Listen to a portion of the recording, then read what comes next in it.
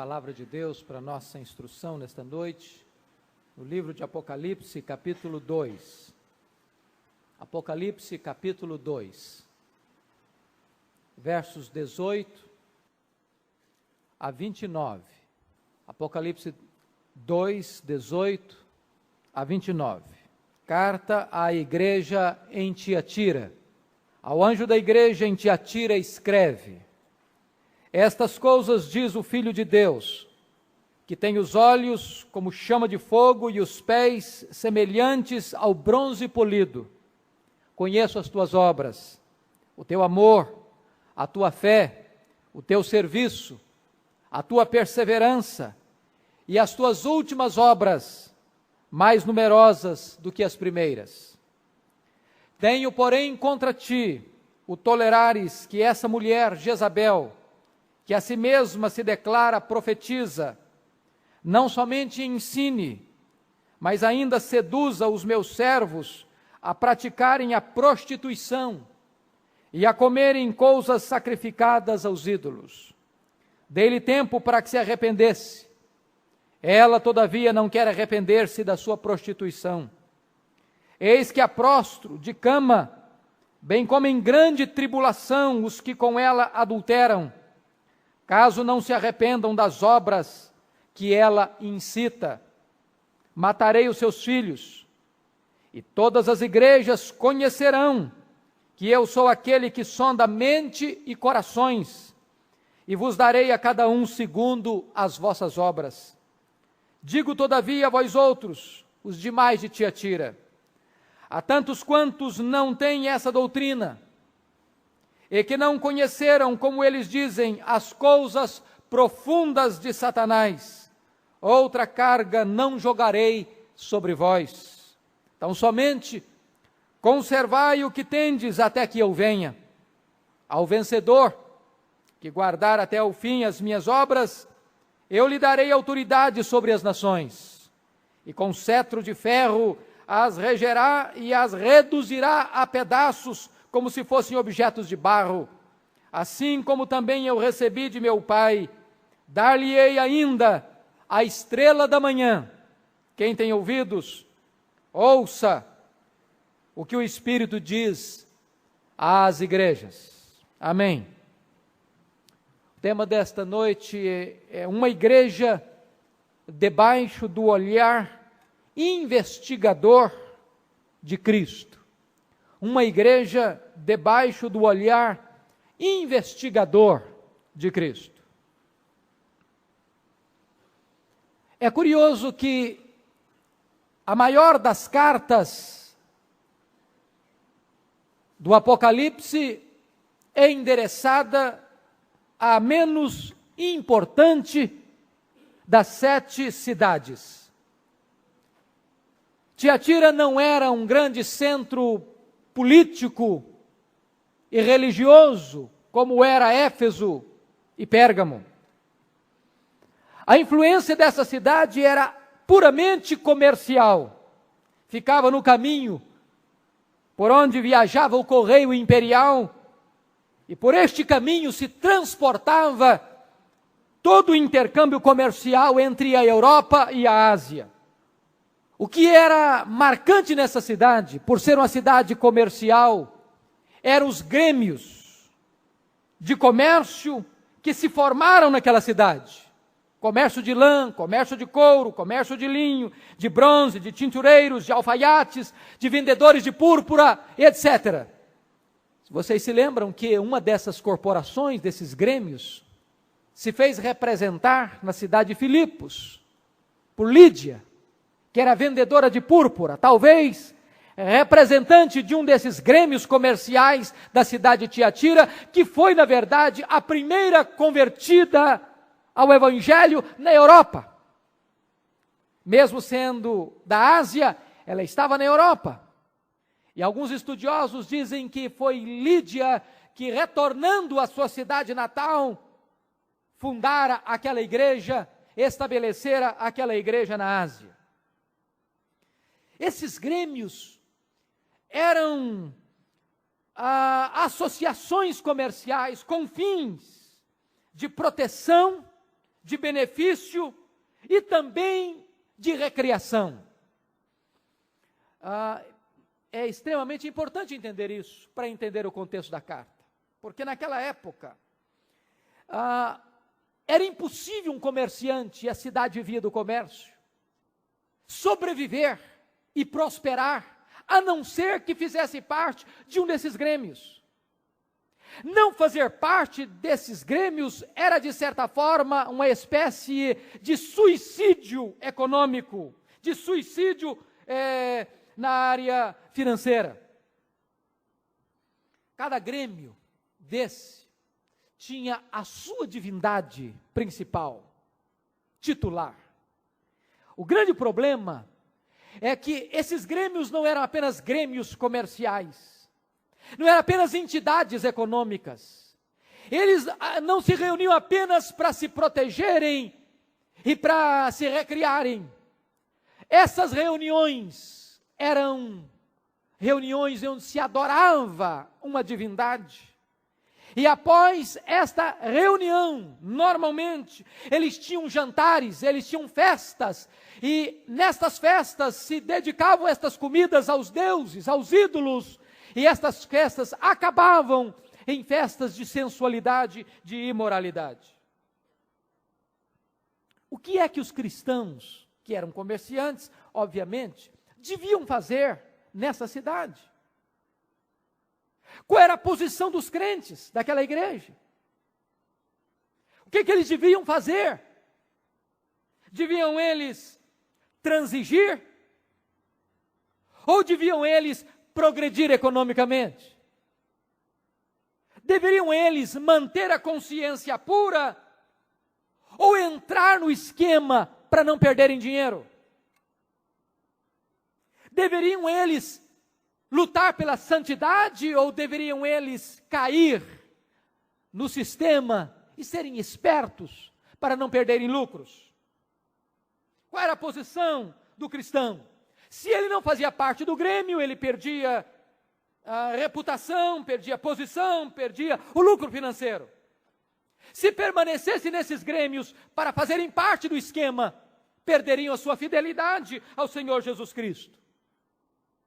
Nesse dilema, surge uma mulher, uma profetisa, uma falsa profetisa, que o texto denomina de Jezabel, oferecendo a solução do problema, trazendo a resposta para o dilema dos crentes.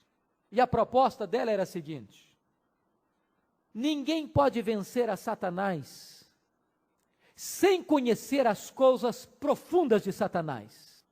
Ensinava ela, não há nenhum mérito de um crente dizer que venceu determinado pecado, sem que antes tenha experimentado esse pecado e o dominado. O que na verdade ela estava incitando é que os crentes deveriam fazer parte dos grêmios, deveriam fazer parte de todo o esquema de adoração aos deuses, de comer comidas sacrificadas aos ídolos e até mesmo de participar das festas de licenciosidade, porque desta forma, conhecendo as coisas profundas de Satanás, eles então venceriam o pecado. É dentro dessa cultura que está a igreja de Tiatira.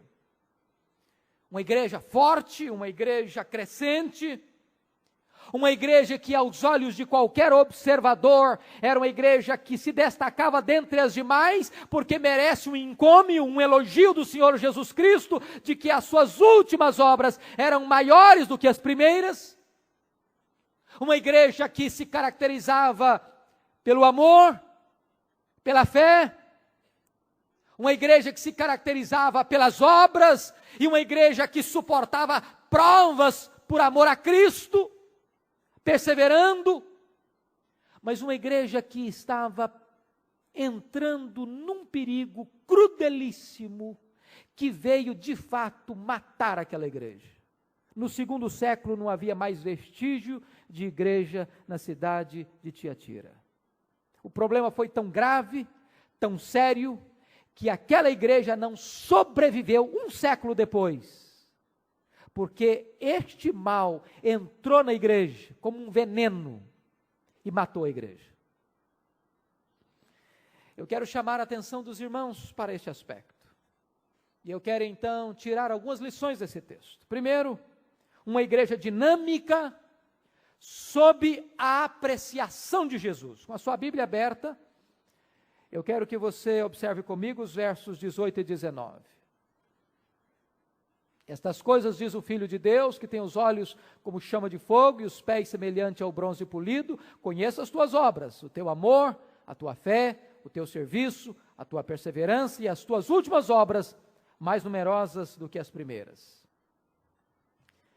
Jesus se apresenta como aquele que conhece profundamente a igreja. Esse é o primeiro tópico que eu quero colocar dentro dessa primeira divisão. Jesus se apresenta inicialmente como aquele que tem os olhos como chama de fogo. Por que que ele se apresenta assim? Se você olhar, e eu quero que você olhe comigo para a gente tirar da Bíblia a lição. No verso de número 16 do capítulo 1, a palavra de Deus nos informa, ou melhor, no verso 13, que Jesus está no meio dos candeeiros. Os candeeiros são as igrejas. Ele está presente, ele está investigando a igreja. E ele está no meio dos candeeiros. Quando você vai para o capítulo 2, verso 1, você descobre que ele não está apenas no meio dos candeeiros. Ele está andando no meio dos candeeiros, ele está em movimento, ele está em processo de investigação no meio dos candeeiros. Mas quando você chega agora, no capítulo 2, verso 19, você vai perceber que Jesus conhece as obras da igreja. Ele conhece as obras da igreja. Se você olhar no capítulo 2, 9, ele conhece não apenas as obras da igreja, ele conhece também a tribulação da igreja. Eu conheço a tua tribulação.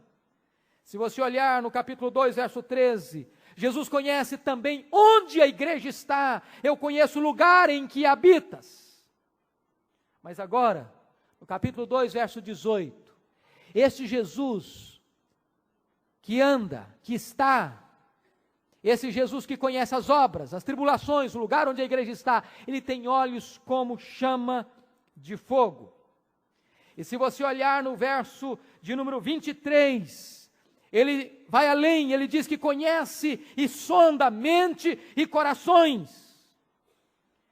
Isso forma agora o conjunto. O Jesus que está no meio da igreja, ele pesquisa a igreja, ele sonda a igreja, ele penetra no meio da igreja, ele não apenas olha o local, ele não olha as circunstâncias, ele olha também as obras, ele olha as realizações, e ele olha também a mente e o coração. Ele diagnostica a igreja na plenitude da sua vida. E por que que Jesus se apresenta a esta igreja como aquele que tem olhos, como chamas de fogo e que sonda mente e corações? Porque dentro daquela igreja estava acontecendo, atrás dos bastidores, no anonimato daquelas festas, coisas vis, coisas horrendas, coisas abomináveis, coisas que provocavam a ira de Deus, coisas que eram incompatíveis com o evangelho, práticas de licenciosidade, de prostituição, de impureza, de devassidão. E aquelas práticas muitas vezes ficavam reclusas aos grêmios e a população não tinha noção do que estava acontecendo na intimidade daquelas festas. E o Senhor Jesus se apresenta como aquele que vê aquilo que as pessoas não veem. Aquilo que acontece atrás dos bastidores, no esconderijo, no anonimato. O Senhor vê, olha, sonda e diz que os seus olhos, como chamas de fogo, os olhos que penetram no mais profundo do ser, e os olhos daquele que um dia vai julgar a igreja, está sondando a igreja. Observe você outra coisa, Jesus se apresenta como aquele que distingue dentro da igreja pessoas fiéis e pessoas infiéis. Veja o verso 24.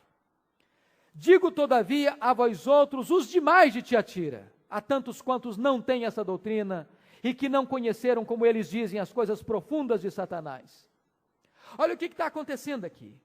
Numa mesma comunidade, numa mesma igreja, havia 3 grupos. 3 grupos. O primeiro grupo era o grupo dos fiéis, versículo 24. Daqueles que mantiveram-se incontaminados, que mantiveram a doutrina fiel. O segundo grupo, versículo 20, era o grupo daqueles que estavam tolerando o pecado. Vejam vocês, tenho, porém, contra ti o tolerares, que essa mulher Jezabel, que a si mesma se declara profetiza, ensine e seduza. E o terceiro grupo era o grupo daqueles que não apenas toleravam, mas daqueles que na verdade estavam na prática dos ensinos desta mulher, sendo seduzidas por ela e caindo nas malhas do seu pecado. Sempre que uma pessoa me pergunta como vai a igreja, eu tenho a tendência de responder da seguinte maneira: a igreja vai bem, a igreja vai mais ou menos, a igreja vai mal. Porque numa mesma igreja você vê gente fiel, você vê gente à beira do abismo, você vê gente no abismo. Numa mesma igreja tem gente fiel a Deus, que mantém a sã doutrina, tem gente que negocia a sã doutrina, e tem gente que já caiu nas malhas da heresia. Numa mesma igreja, tem gente que leva Deus a sério em santidade, tem gente que está no fio da navalha, em cima do muro, na beira do abismo, e tem gente que está vivendo dentro da igreja e ao mesmo tempo na prática do pecado e da imoralidade. O Senhor Jesus Cristo sabe distinguir quem é quem. Ele sabe distinguir que dentro da igreja tem gente salva e tem gente perdida, tem joio e tem trigo. Mas Jesus se apresenta como aquele que reconhece e elogia as marcas positivas da igreja. Obviamente não era de toda a igreja, mas havia um remanescente fiel naquela igreja. Havia um grupo que poderíamos colocar com um paralelo lá de Elias, no mesmo período da Jezabel histórica, mulher de Acabe, os 7.000 que não haviam dobrado os seus joelhos diante de Baal. Quais eram as marcas desses crentes? Veja o verso 19, por favor. Jesus diz: conheça as tuas obras. Era uma igreja operosa, trabalhadora, que estava com as mãos no arado. Segundo, era uma igreja que tinha amor.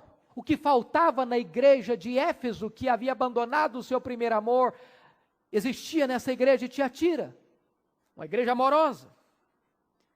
Conheça a tua fé. O remanescente fiel era um grupo que mantinha firme na doutrina, mantinha-se firme à palavra. Veja bem, conheço o teu serviço, diaconia, a capacidade e a disposição de servir uns aos outros. Diz ainda, eu conheço a tua perseverança. Essa palavra perseverança aqui é a capacidade de suportar adversidades, perseguições e provas sem perder a sua alegria em Deus. Mais ainda, Jesus faz um elogio a esta igreja que não faz às demais. Diz ele, preste atenção nisso, quando ele coloca no verso 19, e as tuas últimas obras mais numerosas do que as primeiras. Era uma igreja que estava avançando, que estava progredindo, que estava melhorando. Não era como a igreja de Éfeso, que estava em decadência. Era uma igreja que, no remanescente fiel, estava em ascensão, em crescimento. Agora, irmãos, é exatamente esta igreja que Jesus Cristo tem uma palavra dura para dizer: tenho, porém, contra ti, que toleras esta mulher, essa falsa profetisa Jezabel. E o segundo ponto da minha mensagem é uma igreja tolerante ao pecado sob a reprovação de Jesus. Verso 20. Tenho, porém, contra ti o tolerares que essa mulher Jezabel, que a si mesma se declara profetiza, não somente ensine, mas ainda seduz os meus servos a praticarem a prostituição e a comerem coisas sacrificadas aos ídolos. Preste atenção num detalhe. Antes de Jesus reprovar a falsa profetisa, ele reprova a igreja. E olha a tática de Satanás aqui. Uma igreja que está crescendo, uma igreja que tem amor, que tem fidelidade, que tem serviço, que tem perseverança. Satanás percebeu que não dava para atacar e destruir essa igreja de fora para dentro. Paulo alertou os presbíteros de Éfeso que a igreja precisa estar atenta, porque há lobos vorazes que penetram no meio do rebanho, ou seja, eles estão do lado de fora e entram. Mas há um segundo perigo, é que do meio do rebanho, de dentro do rebanho, levantam-se pessoas falando coisas pervertidas para arrastar atrás de si seus discípulos. Satanás não conseguiu atacar esta igreja de fora para dentro e começa a minar esta igreja de dentro para fora. Aquilo que a igreja de Éfeso tinha de marca positiva, essa igreja não tinha. Diz a Bíblia que a igreja de Éfeso não tolerava os falsos apóstolos. Esta igreja tolera. E meus irmãos, a tolerância, se é uma virtude, também é um grave pecado. Nós devemos ser tolerantes uns com os outros, amar uns aos outros, ser pacientes uns com os outros, perdoar uns aos outros, ser tolerantes com as fraquezas uns dos outros. Mas há algo que a igreja não pode tolerar, é a heresia, é o engano religioso, é a heterodoxia, é o falso ensino, é a perversão da verdade. Se vocês perceberem, sempre que a verdade é pervertida, perverte-se inevitavelmente o caráter. É impossível desatrelar teologia de ética. Sempre que a igreja cede na sua fidelidade doutrinária, o passo seguinte é ceder na sua firmeza moral. Diz a Bíblia que esta mulher estava induzindo os servos de Deus ao pecado. E a tolerância da igreja ao falso ensino e à falsa moral provoca a ira do Senhor Jesus Cristo, porque aquela igreja abriu as portas e cedeu o púlpito para esta profetisa, para que ela exercesse na igreja a docência. Começa aqui, irmãos, se vocês perceberem, 8 livros do Novo Testamento foram escritos exatamente para combater esta terrível heresia que está aqui como semente na igreja de Tiatira, que era a heresia do gnosticismo. E o gnosticismo basicamente ensinava o seguinte: olha, você precisa elevar-se a um conhecimento mais alto, mais altaneiro ou mais profundo. Aquilo que você faz com o seu corpo não importa, não quer dizer nada. Você pode se entregar às paixões carnais, porque na verdade, na medida em que você consuma os pecados carnais, você solta sua alma para voos mais altaneiros. Era isso que esta mulher ensinava, de conhecer as coisas profundas de Satanás, de vencer o pecado, experimentando o pecado. E o que foi grave, triste, é que numa igreja que tinha tantas coisas belas e promissoras, num campo tão florido, começou a vicejar uma planta venenosa e maldita. Naquele corpo saudável, um câncer maligno começou a formar-se. O inimigo foi acolhido na intimidade daquela comunidade, e aquela heresia graçou na igreja, minou a igreja e destruiu a igreja. Se você olhar, depois que Jesus exorta a igreja, Jesus demonstra o seu zelo pela igreja e denuncia a falsa doutrina e a falsa moralidade. Qual era a falsa doutrina que aquela mulher estava ensinando? Vamos recapitular. Primeiro, você só pode vencer o pecado se você conhecer as coisas profundas de Satanás. Ora, Deus nunca nos mandou conhecer as coisas profundas de Satanás. O que Deus nos mandou foi conhecer as insondáveis riquezas de Cristo. Eu não sei se vocês percebem, mas nós estamos vivendo um século onde Satanás virou estrela. Onde Satanás é muito mais falado nos púlpitos das igrejas do que Jesus Cristo. Onde Satanás ganhou ibope, projeção.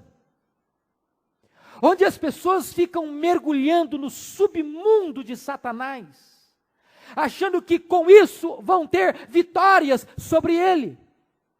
De vez em quando nós ficamos às vezes perplexos com alguns testemunhos que se dão nas igrejas, onde quanto mais envolvimento as pessoas têm com as coisas de Satanás, parece que mais projeção essas pessoas têm na igreja. E elas contam uma hora sobre as sujeiras, a podridão de Satanás, e depois falam 2, 3 minutos sobre o que Cristo fez.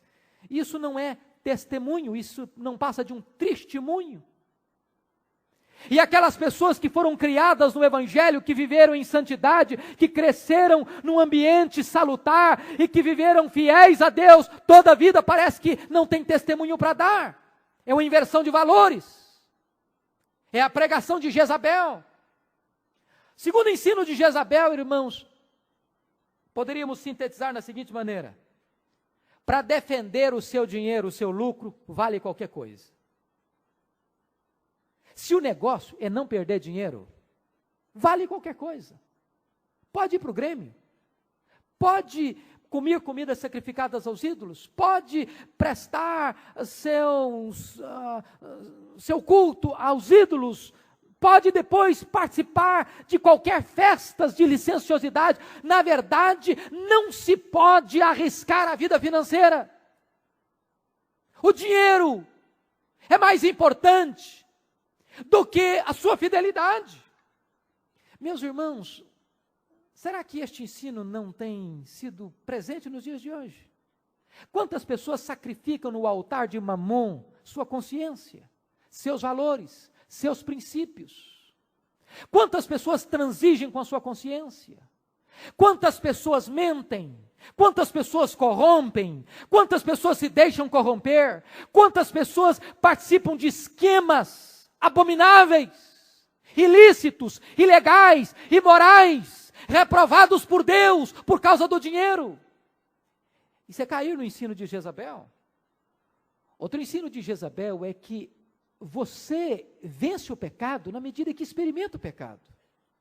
Que a vitória não teria nenhum sentido e nem sabor se você não soubesse o que é o pecado na própria carne.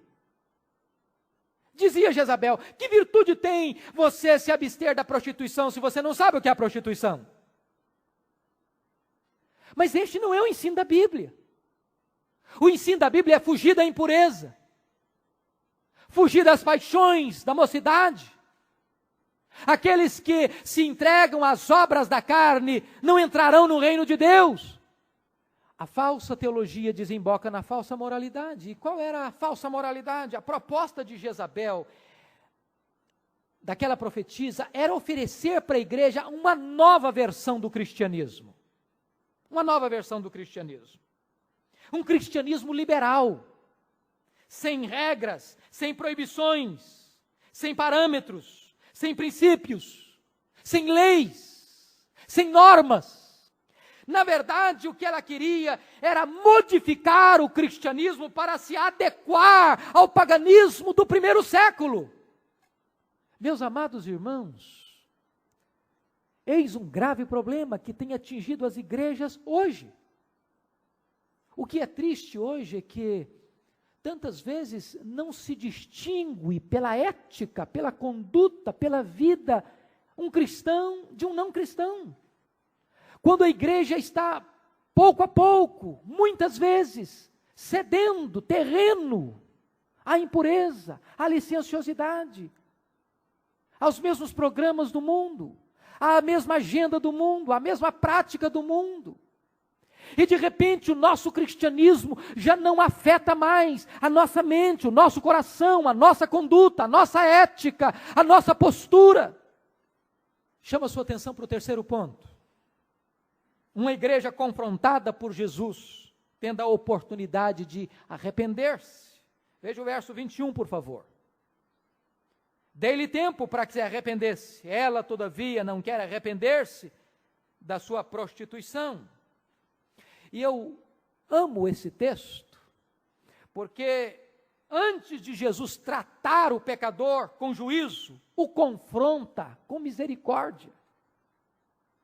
Olha que coisa maravilhosa isso. Jesus poderia fulminar aquela falsa profetisa. Ele poderia simplesmente liquidar com ela no primeiro embate. Mas Deus é paciente, Ele é tolerante, Ele é longânimo. Ele não tem prazer na morte do ímpio. Ele não quer que nenhum se perca. Ele chama ao arrependimento. Ele dá tempo ao pecador para que o pecador se arrependa. Mude de vida. Ele oferece primeiro a porta aberta da graça, antes de mandar o juízo. Não foi assim que Jesus fez com aqueles que o rejeitaram, que zombavam dele.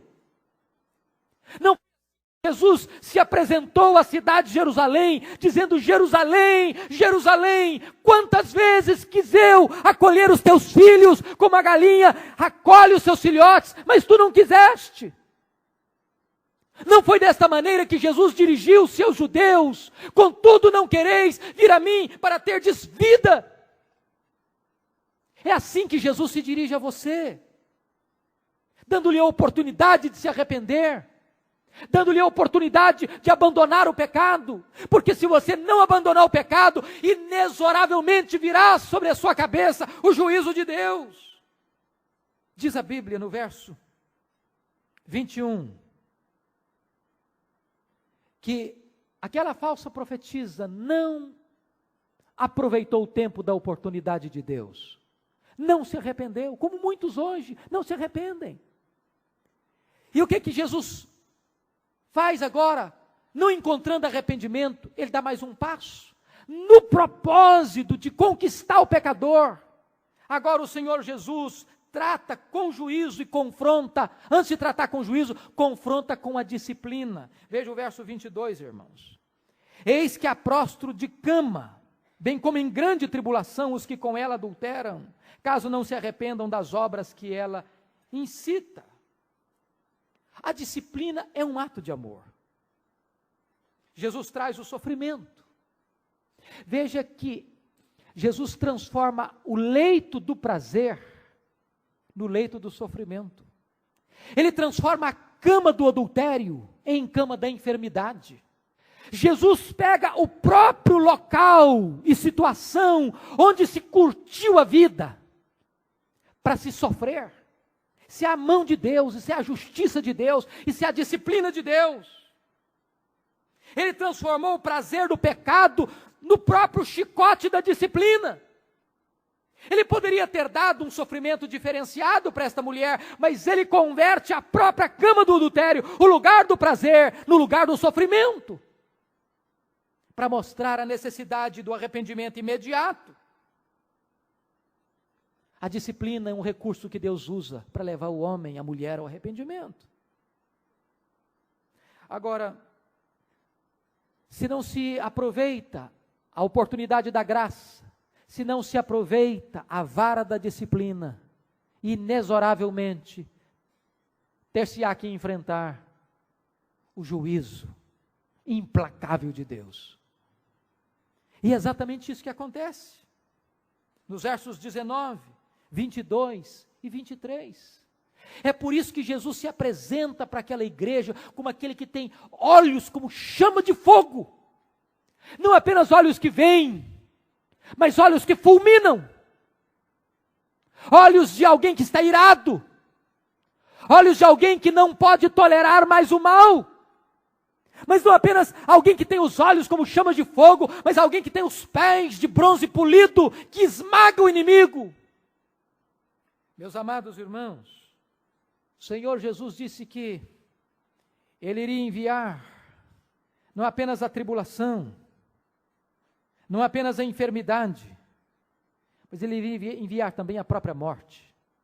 Chega um momento em que a tolerância de Deus diz basta, em que a paciência de Deus diz basta, em que o cálice da ira de Deus transborda, e então não tem mais jeito, não tem mais solução, não tem mais saída. É o tempo em que Deus vai julgar o pecador com o seu juízo, a sua ira. Chama a sua atenção para o quarto ponto desta mensagem. Uma igreja encorajada a ser fiel até o fim, apesar da apostasia de outros. Versos 24 e 25, por favor. Digo, todavia, a vós outros, os demais de Tiatira. Veja que até então ele está falando para a igreja, mas não para toda a igreja. Para um grupo da igreja que se desviou, que se afastou, que se deixou seduzir. Agora ele está se dirigindo ao grupo fiel, àqueles que mantêm-se firmes. Digo, todavia, a vós outros, os demais de Tiatira, a tantos quantos não têm essa doutrina, e que não conheceram, como eles dizem, as coisas profundas de Satanás, outra carga não jogarei sobre vós, tão somente conservai o que tendes, até que eu venha.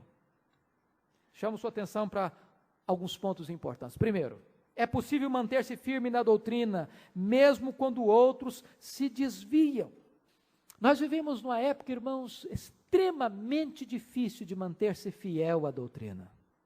Talvez por culpa nossa, porque aqueles que zelam pela verdade são tímidos, e aqueles que têm uma mensagem tantas vezes imiscuída com erro, com heresia, são muito mais audaciosos, e estão hoje nos púlpitos eletrônicos, estão hoje na imprensa, estão hoje usando todos os meios de comunicação de massa, de tal maneira que o poder explosivo, impactante, de mensagens tantas vezes eivadas de heresias, estão se multiplicando de forma muito mais intensa e muito mais veloz do que aquelas mensagens firmadas na palavra e na verdade.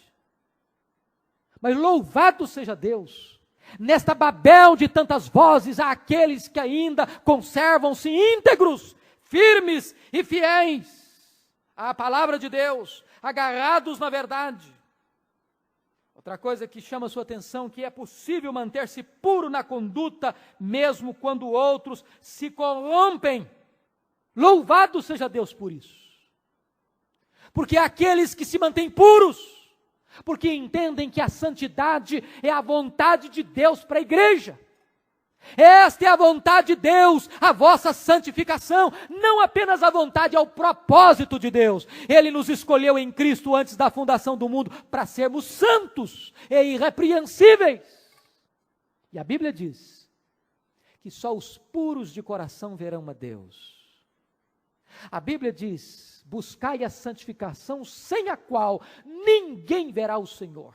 É um falso evangelho, aquele que promete salvação para as pessoas que não têm vida santa. A única prova que você é uma pessoa salva e justificada é se você tem uma vida santa. Deus não nos salva no pecado, Deus nos salva do pecado, não no pecado. Mas Satanás é astuto. Se você, e nós estamos lendo, estudando o livro de Apocalipse, ele vai usar 3 instrumentos para seduzir a igreja, para desviar a igreja, para amordaçar a igreja, para levar a igreja ao fracasso no seu testemunho. Primeiro, ele vai usar a força, a perseguição, através do seu agente, o anticristo. Segundo, ele vai usar a heresia, a perversão da verdade, através do falso profeta. Mas se ele não conseguir atingir a igreja nem pela perseguição e nem pela heresia, ele vai tentar atingir a igreja pela grande Babilônia, pelo pecado da sedução, do sistema do mundo que corrompe a ética, a moral, e de repente você tem crentes ortodoxos que mantêm a sã doutrina na cabeça, mas a vida, a conduta é de um herege. Tem ortodoxia, mas não tem vida. Não tem prática, porque embora não caiu diante da pressão do anticristo, não caiu na heresia do falso profeta, caiu na sedução da grande Babilônia, e nós precisamos estar atentos a isso, queridos. Mas chama a sua atenção para um ponto extremamente importante, que está no verso 25, tão somente conservai o que tendes até que eu venha. É preciso entender que já temos tudo em Cristo para uma vida plena. Irmãos, um dos maiores engodos e mentiras de Satanás